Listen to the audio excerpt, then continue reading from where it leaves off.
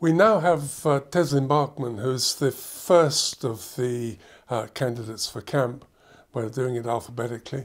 And Teslyn, you were in the last assembly, you're standing again. What do you believe that you actually bring to the assembly, and what portfolios would you like to hold? Well, I'd certainly like to have the same portfolio that I've had over the past 4 years, which has been natural resources, mineral resources, Falkland land holdings. I think they're the main kind of economic arms of the islands, but I've also got a strong environmental link. So it's for me the two always have to go hand in hand. But I think I've learned a lot over these 4 years, and it's only really been through conversations with people and getting to know the country better. And I hope I can continue to do that. What are the main issues that are going to confront the new assembly? There's a huge amount. I think the infrastructure, capital projects, headaches that have been left for too long in a way have all kind of come to a head in these past 2 assemblies. So there's going to be a lot of very difficult talks about, certainly how we get the hospital back into great condition, but also there's going to be these conversations about the affordability of the whole programme, the ports, and how we're going to pay for it over the course of 10 years. Yeah. When first elected, members are usually pretty aware of what the opinions of the public are because they've told you and such like. But if elected, how would you continue to see this happen? I know Facebook has been tried, but it appears to me it's being used as a sort of soapbox for some people, and that you don't get the sort of opinion of the general public coming through. I think certainly I've noticed the same thing with Facebook, and it to me it's about active communication with the public, or active dialogue rather than communication. Communication's one way out, and I think there is a passive way to engage with the community, which is just leaving it up to the community to get in touch when they have an issue. What I found particularly through representing camp is you have to actively go out there and seek views.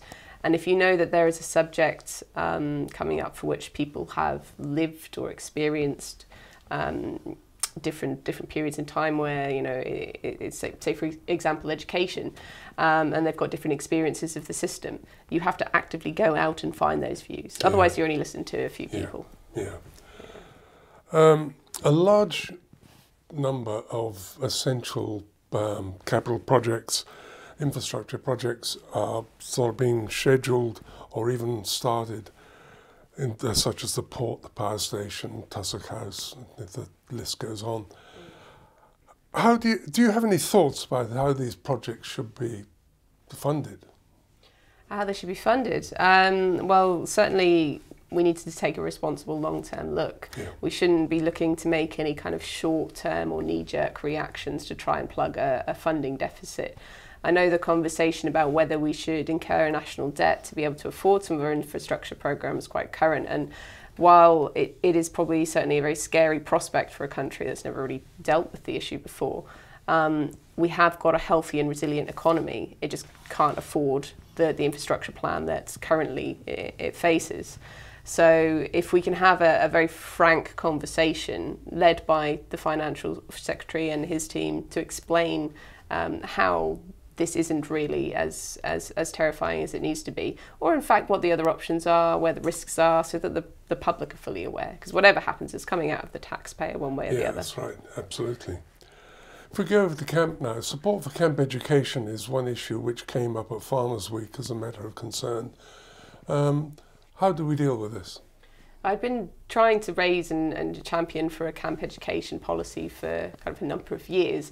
I'm really glad that I think finally during Farmers Week, and certainly with the chief executive there, it was taken on. It was very well communicated by the parents who kind of passionately have lived with these burdens, and I know that the team have met and they've been discussing terms of reference and things like that.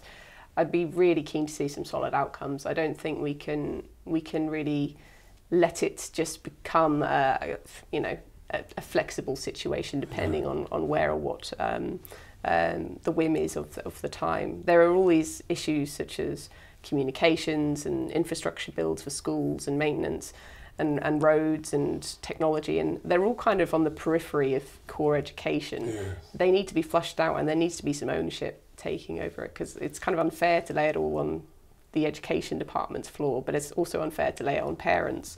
So we need some solutions, really. Absolutely, yes. The COVID global pandemic has created a lot of problems around the world in the last 18 months. Unfortunately, the Falklands, through sort of some very careful procedures, have managed to avoid major problems. However, it's raised the issue of how vulnerable the Falklands are to imported foodstuffs and such like, and what would happen if there's a break in the supply for one reason which is totally out of our control. I completely agree. I think it's not just in imports as well as it's in resilience of services in a way. I mean, certainly the camp economy experienced labour deficits. We saw FIMCO not be able to operate a season, and it did operate a mini season, sorry, in the end. But you know, scrabbling around to find the people that we need to undertake the duties of our economy. And you know, some of that is also linked to our import substitution programme, which always kind of seemed to get geared up a little bit by FIDC, and then never really took on much pace. But I mean, I certainly think we could do more there, greenhouses as such, but this conversation about whether there should be a dairy again probably should be made a bit more attractive to try and encourage people to build a business in that area. Yes, that's very interesting. One of the most common issues discussed is salmon farming. What's your stance on salmon farming? We know what the problems are.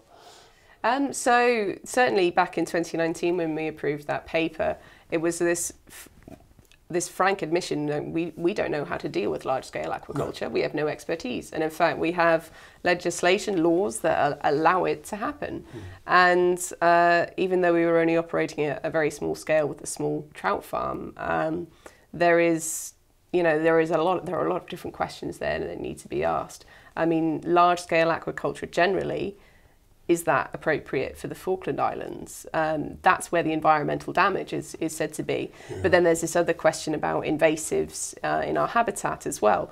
And that also carries with it extra environmental risk. But I think we shouldn't ignore the large-scale question as well as, you know, deal with the invasives. I think those are two areas we still don't know enough about, and we need to communicate that to the public, and they should be full in front of that decision. But I'd really like to see small-scale aquaculture being improved and better regulated, better understood, because it might actually be a really interesting business opportunity for people out there if they want a small mussel or a small trout farm. Yeah. So for me, I'm just, you know, we need to flush this all out properly. Communications and internet speeds are one of the issues which is used a lot in the camp as well as Stanley. How do we deal with this? Well, I think what we've seen, particularly when people are talking about Starlink, etc., is how we can inspire innovation, how we can adapt to technology change. And I'm not an expert at all, but from when I was looking at the legislation, it seemed like you could apply for something such as a Starlink set up through a VSAT license. It's obviously very onerously expensive, so there's a question there about maybe you can make it cheaper. But then also, if you wanted to do it on a large scale, it would need to be hosted probably by shore. So until that exclusivity license is up, I don't want to just put the conversation off until then about innovation. I think, you know, there might be scope within there, and we need a full analysis of it all. Yes. Climate change has become it's a common discussion around the world, and we can't ignore it. What steps should the Falklands take to become more carbon neutral, in particular with the new power station and such like? Should that be more aimed at renewables? Definitely, and it's something I think me and a few others in the last assembly were particularly reminding people about when they were presenting these papers on power station options. And the renewable energy that's going to be included was kind of like a bit of a exhausting saying after a while. But, you know, it's important for the future. And I think what we saw at the last Farmers Week was this very powerful mandate from landowners in the Falkland. They're all recognised it's happening, and I think it's not just this question about our carbon footprint, but it's also about retaining water, the health of our peatlands, and sustaining agriculture into the future as well. So, I mean, there are some small things we could do, and I certainly think, you know, how we retain and use rainwater in Stanley might also be a really helpful thing to look at in a bit more detail. Yes. Falkland Conservation have actually brought out a document 2021 and about the green vote. Have you read their document, and have you got any comments on it? I have. I think, you know, it's excellent that they're going out and using this period to really kind of remind people about where the roots of the country are, because without nature we don't have a country, and we don't have an economy. For me, it's never really felt like a vote winner, because it's kind of it's an obvious statement as a Falkland Islander in a way. We can't exist without the environment, and I think, well, I note that most people have a high respect for it one way or the other, and it needs to continue to be reinforced. Yes, yes. It's been suggested that some members spend too much time travelling overseas and not enough time on local issues.